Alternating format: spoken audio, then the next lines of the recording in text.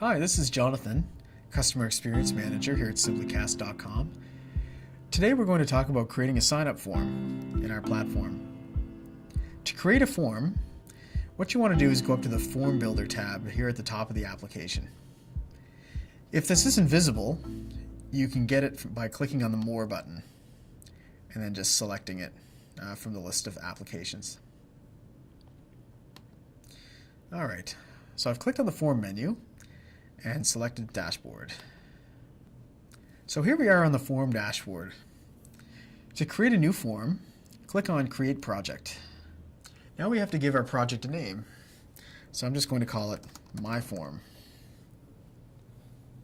There's a few different types of forms that you can select from, but for the purposes of a sign-up form, we're just going to go with the default form selection that's on the left.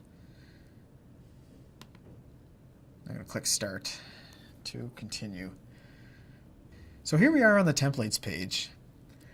Right now for a sign-up form, we've got a template right here that'll do the job for us, which is in the Contact category. So I'm just going to click on it. And here we can change the design of the form, like the colors, basically, headers and backgrounds. So let's say I want to jazz this up and change the color palette. I'm just going to click on this drop-down box under Colors here. And let's select one, let's go with Sandy Beach.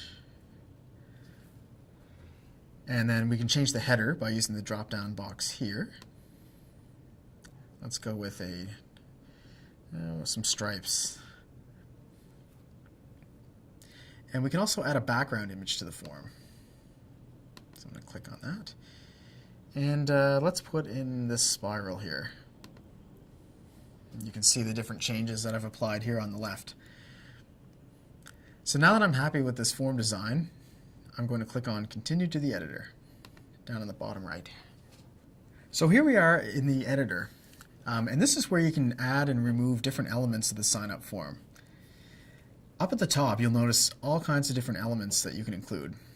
There's basic elements here, like, for example, text inputs, SMS, for example, if I wanted to collect somebody's cell phone number, faxes, phone numbers, and more. There's also some other tabs up here, Advanced Elements, where you can do more complex items, such as a list that people can choose from, or maybe even a CAPTCHA form if you want to force somebody to have to enter in words before they can submit the form for added validation. You've also got some other elements here, choice elements, such as checkboxes, radio buttons, a radio matrix, and more. Social elements, so you can have people be able to easily like the form, share it on Facebook or LinkedIn, for example. So I'm going to make a few modifications to my sign-up form here. I'm going to, in this case, let's say I don't need the name of somebody. I'm just going to click on the name element. And then I'm just going to click on the trash can here to get rid of it. You'll also notice no matter what I click on, such as an email or perhaps a label, over on the left, all these options will change. And the options will be different depending on what type of element you clicked on. So for example, on this label, I have some choices to change fonts, font sizes, alignment. So let's say I want to make it center aligned, as well as the color. So I'm just going to leave that as it is. And for this form, let's say I want to collect somebody's cell number. So I'm doing SMS marketing. So I'm just going to drag that down. Basically, just click on it and drag it, and then drop it. So now I've got an SMS number element in here. So I'm just going to change this from SMS number to mobile. Call it mobile number. And in this case, I don't want a message element, so I'm going to click on this field as well and delete it, clicking on the trash can. I can resize the form just by clicking on any of the different elements and using the different double arrows that are here. So if I want to make it a little bit wider, I can just click and drag it to stretch it out. Or if I want to make it shorter, I can bring it in a little closer. Same would be for on the vertical button as well, but we'll just kind of leave it like this for now. There's also general settings you can adjust over on the left-hand side by clicking on the Project tab. So let's say I didn't like this background image that I specified earlier. You can see it kind of makes the text hard to read. I'm just going to go over here to Form Background Image, and just hit the little X, and that's going to remove it from my form. So you can still make changes to the template that you did initially. When you created the form, you still have control to make adjustments here after you've already started adding and removing elements to the form.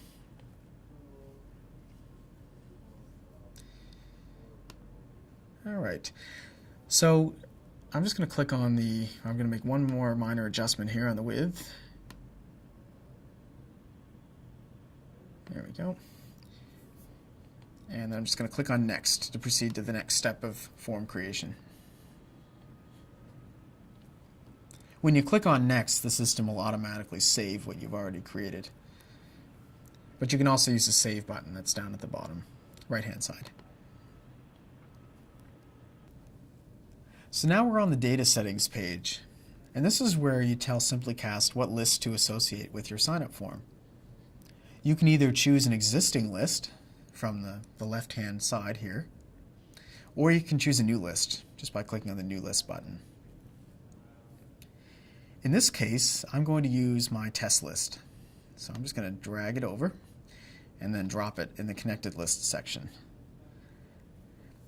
You can actually have more than one list associated with a sign-up form if you like. So if I wanted to, I could have any number of these lists also have contacts added to them when the sign-up occurs. You'll notice that you have a few different options for your contact form. You can create a new contact when somebody signs up, or you can update an existing record. Updating an existing record is useful if you're directing people to update their contact information, for example. That way, when the data is collected, it's just going to look at what's in our contact system and then basically put the new information in there. You also have the option to have submissions emailed to you. So every time somebody signs up to a form, you can get an immediate notification to your email address. And you can choose from any of the email addresses that you've set up in your account as a sender. So I'm just going to choose one here. To continue to the next step, go down to the bottom right-hand side and click on Next. Here we are on the Basic Settings page. And here we can give the form a title and a description, as well as decide if we want to have multiple submissions for the form, have the form on a secure page, which would be like an HTTPS link you've probably seen, if you're buying something from a store, basically an encrypted page. We can limit the number of users that can submit the form, and we can set an expiry date for the form, which is useful if you're running, let's say, a contest or something. You'll also notice there's advanced settings on this page. If I click on advanced settings, we can set things such as a password being required. We can block certain IP addresses. You can also do custom post-processing. What that does is that allows you to specify where the form is going to submit its information. So if you didn't want the SimplyCast system to handle all the processing of the data, and you wanted it to go into your own, let's say your own CRM system, you could use custom post-processing to handle the submission. So now that we're happy with our form settings, I'm just going to click on the Next button to continue. So here we are on the Optin setup page. And here you can make a number of different changes to the emails that we send when people confirm their email address. You can also make changes to the thank you page that they will see as well. So let's start with the thank you page on the left. So this right now, it's using this default content here. And if you want to change any of this, you can just click on any of these boxes and make any adjustments. You can also merge in information. For example, if I had collected names in my sign-up form, I could use the merge tag drop-down box here to merge a name into, let's say, the header or the body of the message that's being displayed on the thank you page. I could also build a completely custom thank you page by selecting the Use Custom Thank You Page option. And then I could link to a thank you page that's on my website, for example. So I could go to my website, create a page there, and then as soon as somebody submits my form, they can go directly to this custom opt-in page on my website. I'm going to leave it on the default option for now. If you click on opt-in email on the left, you can create a customized opt-in email message. And this uses the same message editor that you've seen in some of the email videos that we've done. So you have full control over providing your customers with your brand in the opt-in email that they'll receive. So here we are in the confirmation page section. And this is where you can make changes to the confirmation page that people filling out your form will see. The options here are similar to the thank you page that we've covered earlier. You can also make adjustments to the thank you email. So you have the option to decide, first and foremost, if you want to send them a thank you message. By default, it's currently checked off. And then you can go and you can create a message just by clicking on the Create button.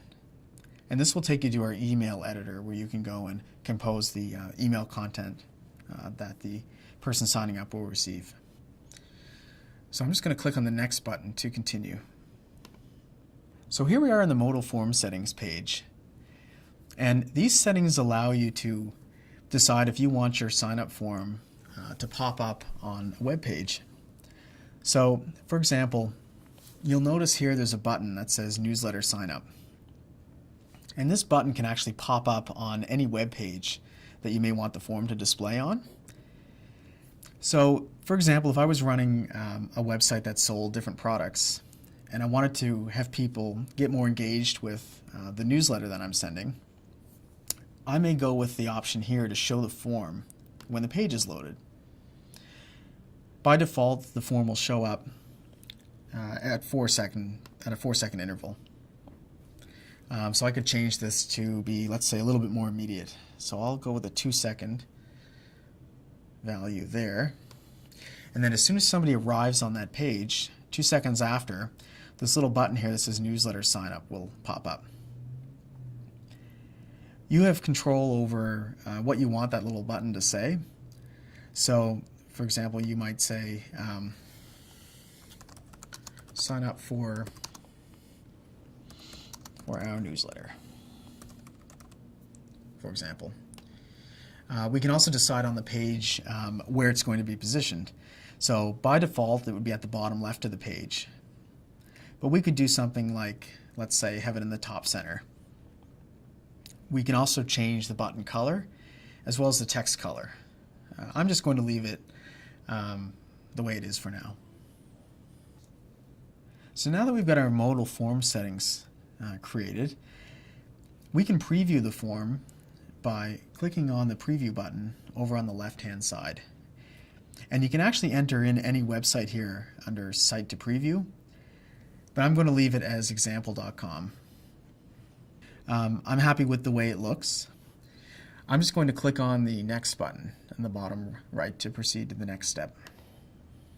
So here we are on the Publish page, and this is a final review of all the different settings of your form. That'll notify you if there are any problems or warnings that you have to deal with before you publish it.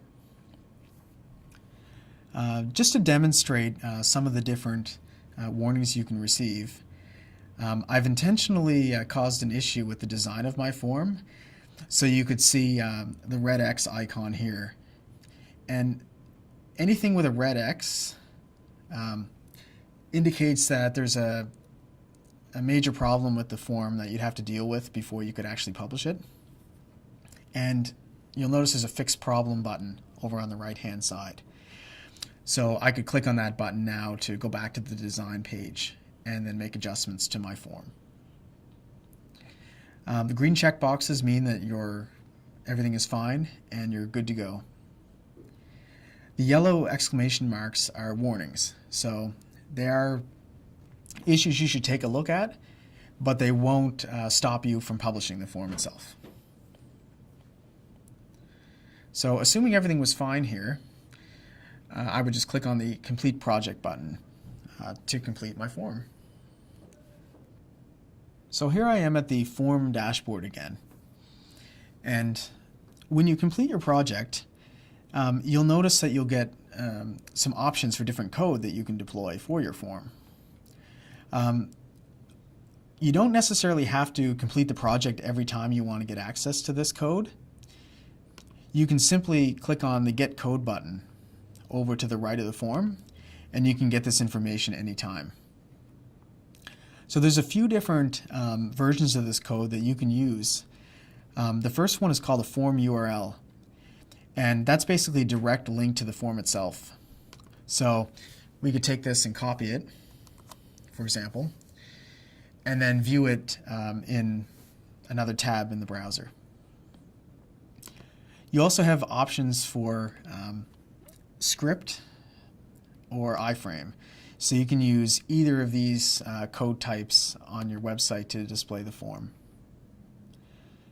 We've also got the modal form code as well.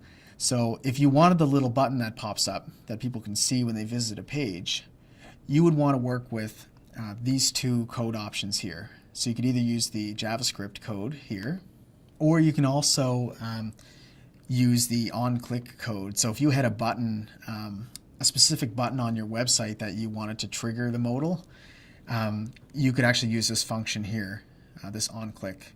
It does require a little bit of knowledge of HTML and scripting if you're going to use the on-click here, but if you have a web designer, you could give it to them and they would know where they need to deploy that on your site.